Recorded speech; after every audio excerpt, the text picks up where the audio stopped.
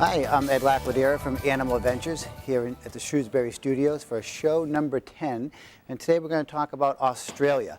This nervous-looking animal here is called a wallaby. Her name is Winnie. And she does really well at our zoo, but often when we take her out, she picks up all the different smells from the rug and different places. You can see now she's having a little bit of a tantrum, but she's good. Here you go, Darwin. And we took her in. She had a few injuries, foot injuries and things like that, but she's doing well now. She's actually about 7 years old. We've had her since she's been just a few months old. And wallabies, like their cousin, the kangaroo, they usually, the mother's usually only, the gestation period, I should say, is only about 33 days. Then they come out these tiny little things that you can't see, and they crawl into the pouch where they stay for anywhere from 6 to 9 months. And they like to eat grasses and shrubs and flowers. Just with any macropod, which is the family they're in, you have to be careful that they don't eat something too sharp and cut their jaw. But at the end of the show, we're going to see a kangaroo. So we're going to do some comparisons to the wallaby and the kangaroo. You'll notice the color, her short, stout face. Can you show them your face? Her ears. She has claws for scratching herself. We do trim her claws, but she likes her claws a little long. She loves to scratch her belly and things like that. And she does have a pouch. She does not let us show the pouch, but the kangaroo at the end should. And here she's a little timid now. She's putting her head in, looking for a place to hide. They have a very strong tail, very, very powerful back legs.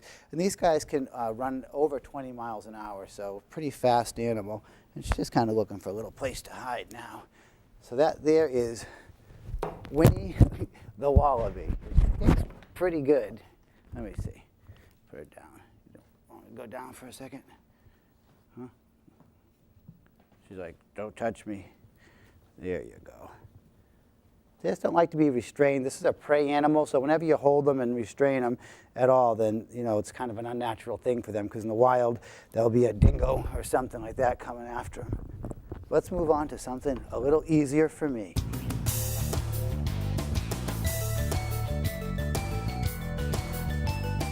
Okay, this is Rude Roger. Roger is a blue-tongued skink, and you can see he's just stuck his tongue out, and it is blue. And these guys are found in Australia, but they're also found in Arian Gyre. As far as their habitat goes, they do prefer some drier habitats, even desert-like conditions. But I have some friends in Australia that tell me they find them in the forest as well. So I guess they're not really limited. And you can see he has holes in the side of his head. These are his ears. His hearing is very similar to ours, but the big ears would just drag across the sand and be in the way of his feet. And if you look at his tail comes to a point and has all the color bands. That's his original tail. Their tail will, if a predator attacks them and bites the tail will detach and grow back. It's just when it grows back, it's more of a solid color, a darker color, and usually doesn't come to that fine point. And he's sticking out his tongue now. He's not scared. He's just sticking out his tongue for smelling. But if a predator comes at him, what they'll do is they'll hiss, and they can hiss pretty loud for a little lizard. And they'll also take their tongue, they'll stick it out, and they'll make it round, kind of like a lollipop, and they'll wave it up and down slow. And what they're trying to do is trick the predator into thinking that they're a poisonous animal, venomous.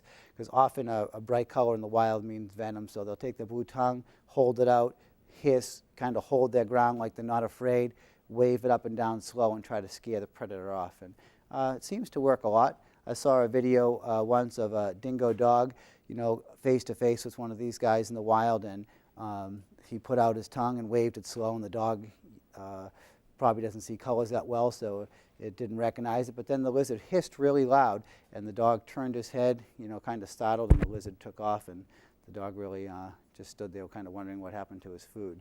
As far as pets go, because I like to talk a little bit about pets during all our shows, these are nice animals. They don't get much bigger than that. They are omnivores, so you give them greens and sweet potato, we think, is a real healthy food for them.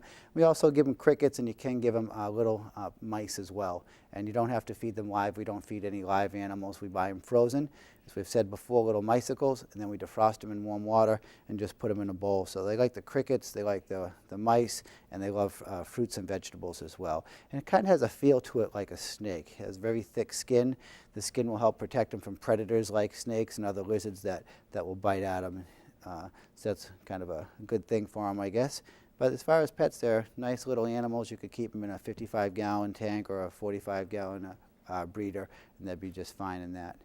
Okay, let's see another lizard you might want.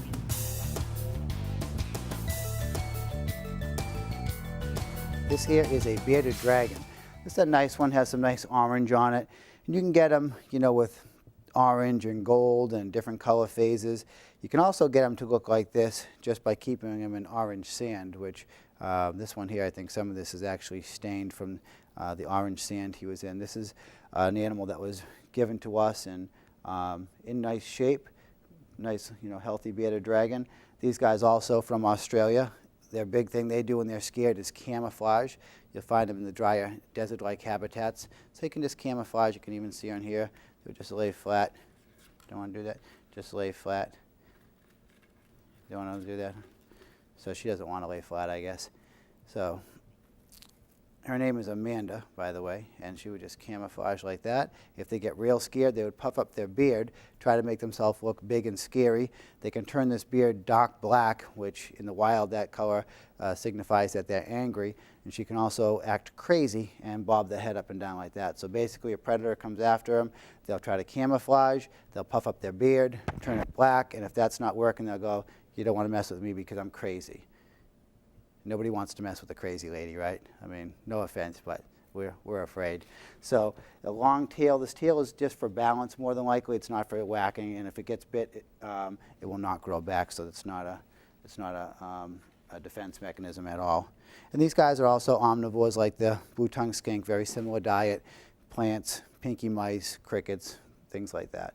Also holes for ears here as well. So that's it. That's the bearded dragon. Both good pets, blue-tongued skink. Let me get them actually both out at the same time so you can see them. I have them right here. And in the wild, I saw a video of these guys coming face to face, and what will happen is the bearded dragon will puff up his beard, try to get all mean and scary, and the blue-tongued skink will hiss and hold his tongue out and make it blue and try to scare off the bearded dragon. He doesn't really care about her at all. She looks a little bit nervous, but not really paying too much attention to each other. So either one of these animals is a pretty good pet. When they go to the bathroom, though, they both kind of stink a lot, so you want to be careful where you're keeping them. All right, so let's put these two back and move on to an introduced species. This here is Elliot Jr., and this is Flemish giant rabbit. It's probably not a purebred. It was given to us.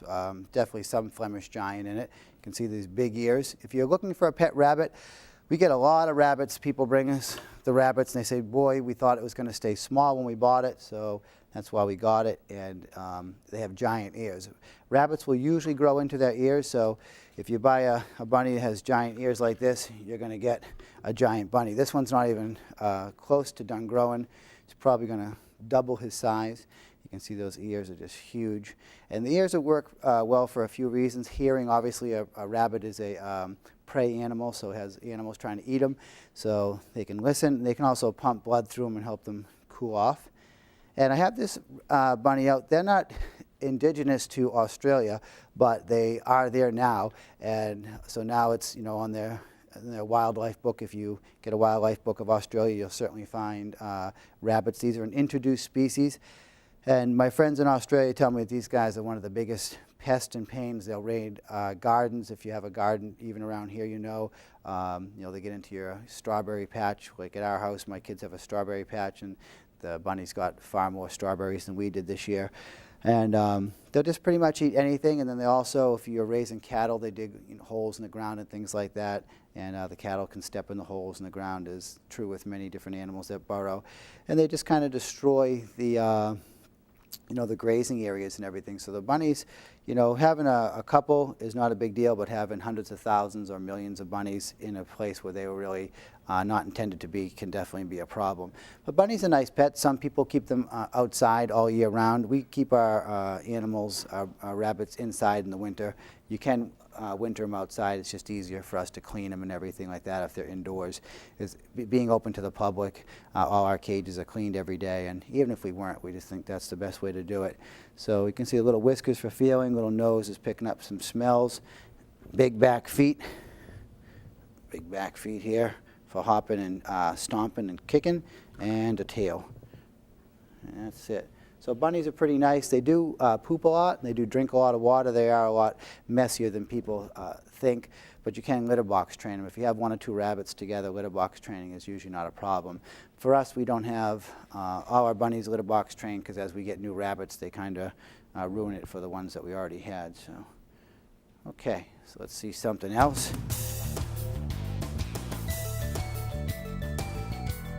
Okay, this is Charlie, and Charlie is a carpet python. And I'm not going to get into boring everybody with all the millions of different phases of carpet pythons. This is what we call a diamond jungle cross. And you can see he's very handsome. He has a lot of yellow in him.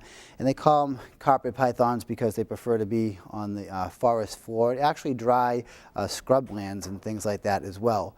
They can climb trees. It's just they're mostly found on the floor, you know, on the ground, where they can camouflage. And you can see they can hold on well. So climbing a tree is not a problem for them. They just prefer to be on the ground. And they can also swim, as pretty much most snakes can swim. You can see he has this big head. A lot of people, when they see the carpet python, they think it is a venomous snake because they say, well, if it's shaped like a triangle or a diamond and has bright colors, it's venomous. But that's not true. I always tell people, if you're out looking for snakes in a spot where venomous snakes live, if you're in Florida or someplace like that where there's a bunch of different venomous snakes, you really want to be careful. If you can't identify what kind of animal it is, you really just don't want to mess with it. But this one here is considered harmless. They do have kind of big teeth and a strong bite for a snake. They have a thick head. I'm going to show you on another one that we have how big and thick their heads can get. These guys can grow like 7 to 9 feet long. They usually don't get any fatter than my wrist. Now the wallaby that we saw first, that is a prey item for one of these snakes. There's actually a video online you can find. If you just Google python eats wallaby, you'll see a bunch of images of a python, very similar to this, a carpet python, eating a wallaby. So snakes can, you know, if they're desperate, they can swallow giant things. Most people will say, you know, 3 to 5 times bigger. I've seen snakes eat things as much as, you know, over 20 times bigger than their own head, so it's quite possible. And he's sticking out his tongue for smelling. A lot of people freak out about snakes, but they're pretty much a low-maintenance animal. You do have to keep them warm, and you know, only have to feed them once a week, and they pretty much just go to the bathroom about once a week. Some of the corn snakes and stuff will go a little more than that. Again, we don't feed our snakes live animals. We buy them frozen, defrost them, make sure they're nice and warm, and give them to them that way. Now these guys are in Australia, but they're also in Irian Jaya and stuff as well. So it's a nice little carpet python. You can see all the nice colors in Charlie. Now let me show you a different color phase that's a little bigger.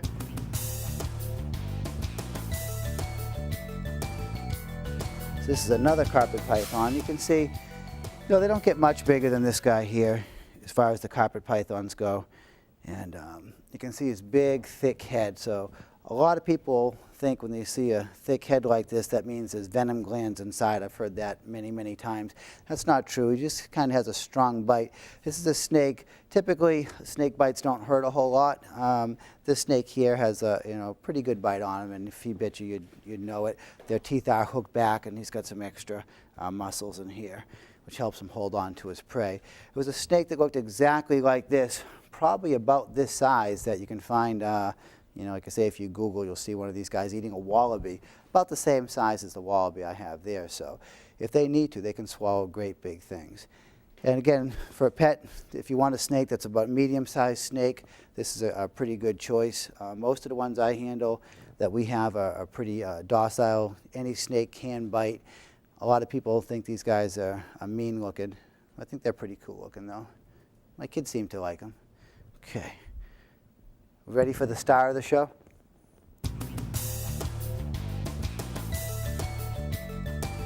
This little beauty is Naomi, and she is a red kangaroo. She's a baby, about 10 months old. I have her low to the ground because she does like to jump, and I don't want her to fall and get hurt. But she's really, really used to people. This one here is raised in my home and moving over to the zoo now. She's just kind of old enough to move over. And she's funny. She likes to have her belly scratched and her armpit scratched. And she hangs out with my dogs and the kids. Now, as she gets older, I'm going to stand up with her and put her on my shoulder. as she gets older, you know, I won't let my kids around her so much because they can be pretty dangerous too. Right now, she's running at about 25 miles an hour or so. She's going to end up hitting 35 to 40 miles per hour. And if you're looking at it and you're thinking she doesn't look that red, the male kangaroos actually get redder than the females. They refer to these guys as blue flyers. They're a little bit faster than the boys, and they have kind of like a blue tinge to their fur. You can see her big ears are really neat. They can move individually. See, they're forward, and she's just moving one to the side so she can pick up noises from the front and from the back. I have some animals moving around over there, and she's picking up on that. And these guys are a prey animal, so they really have to be on their game and listening for other animals coming over to attack them. Right now, for a joey like this, the predators are eagles and dingo dogs. So these guys could easily get taken away by a bird of prey or a dingo dog. And I've also heard attacks on the babies by some cats and things like that, like desert cats, but I don't know, feral cats actually. So I guess that's possible as well. Kangaroos are found throughout mainland Australia. Now, the wallaby is found, you know, in Scotland and New Zealand and other places, but the kangaroo here is only found in Australia. And they like the dry, grassy areas, even desert-like areas. They don't like, you'll find them every place except the forest. They don't like any rainforest or any kind of forested areas with trees where predators can hide. They like to be out in the open. And because they like the desert-like conditions, they can go long, long periods of time without water. And they'll stay in small groups, usually from 2 to 10, called mobs. But sometimes, if food is scarce, several hundred have been videotaped together, you know, living together. So this little girl here, when she was first born, she was a couple of centimeters at best. And 10 months later, you can see she's pretty big. Her full size will be 4.5, maybe 5 feet, and somewhere between 75 and 100 pounds. But when they rock back on their tail and they'll stand straight up, and they can be pretty intimidating. Even a 5-foot kangaroo appears to be much bigger than that. You know, hyper. Come here, you. You're all hyper this morning. Come here.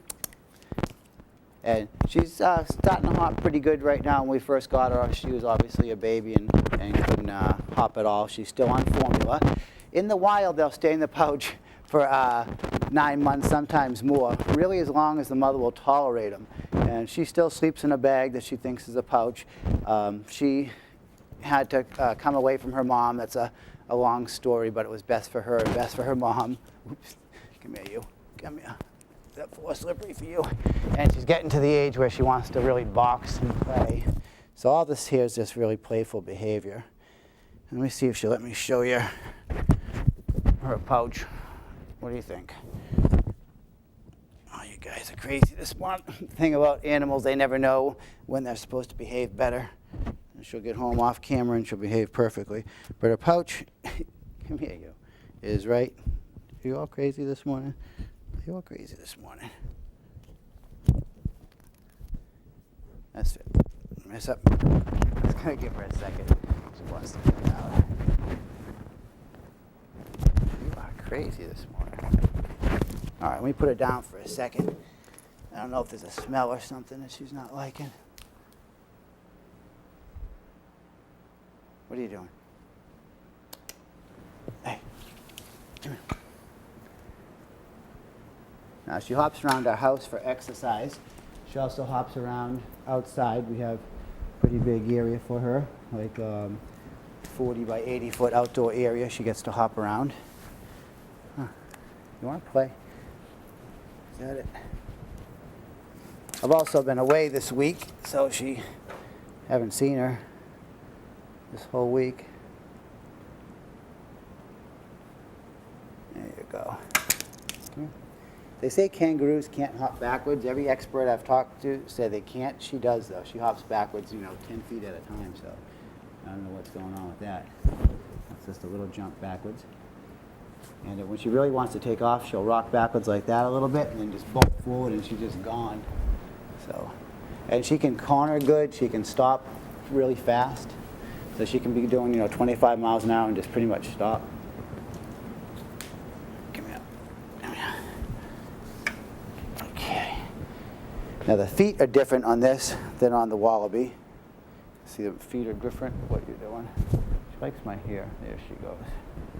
Tries to eat my hair. So if you're wondering why my hair always looks like that, this is one of the reasons. I think that's Kentucky blue. That's the hay that she likes. So I don't know if you can get a shot right here of her pouch at all. That's all it looks like, just like that. Right there.